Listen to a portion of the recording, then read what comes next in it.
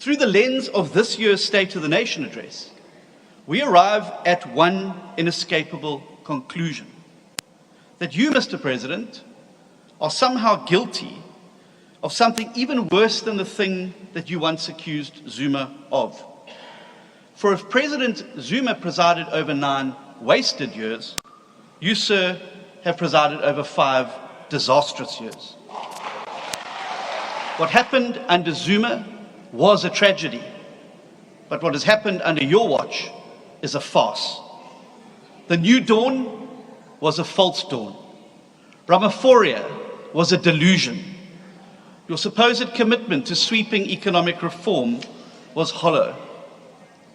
Unemployment has skyrocketed from 36% to 43% since Mr. Ramaphosa became president. Murder has increased by 20% over the same period, with 70 people killed in our country every single day. And as we all know, the rolling blackouts have now become a daily feature of permanent life under the Ramaphosa era. Yes, Tumamina was an empty slogan.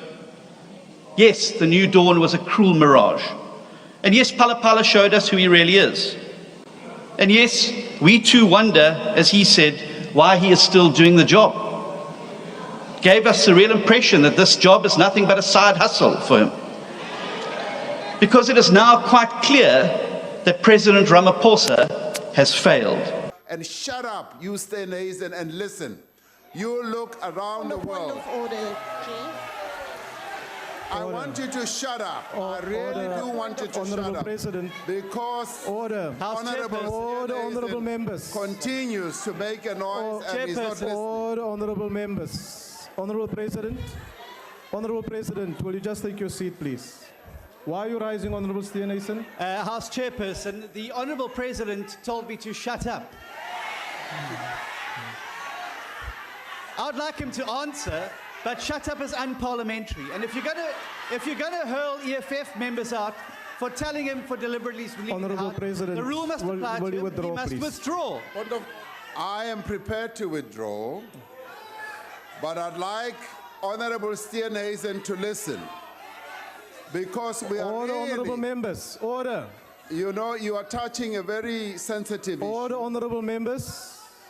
Now, he continues, Honourable House Chair, to make a noise, which is... Honourable President, there is another point of order that I want to take. Yes. The truth, Mr. President, is that you fooled the people of South Africa into believing that you could take our country to better days. But you are no leader, and you have shown no leadership. What you are is a confidence trickster. A confidence trickster who milked your connections to become a billionaire and then left South Africa down and in the dirt, bleeding once you were done with us. But the jig is up, Mr. President. The business people who once sang your praises can't walk away from you fast enough. The Reserve Bank that breathed a sigh of relief upon your election is now warning that your love affair with a warmonger could soon result in sanctions. Your legal advisors have told you not to challenge the Palapala report in the High Court ruling because they know you will lose. And on top of all of that, the EFF is busy executing a reverse takeover of your party at a municipal level. Now, we all know that today and tomorrow, you will return to the podium with red herrings like grandstanding and point scoring. But the cold, hard truth is that in the end, Mr. Ramaphosa is just another ANC cadre who's betrayed our country. And shut up, you stay nasal and listen. I had a cigar for Mr.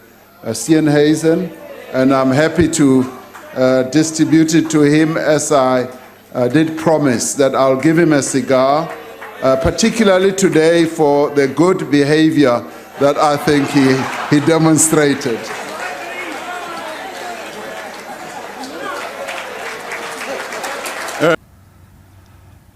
As we digest the results of the 2024 elections and their implications, I know that many of you are feeling uncertain and anxious about the future.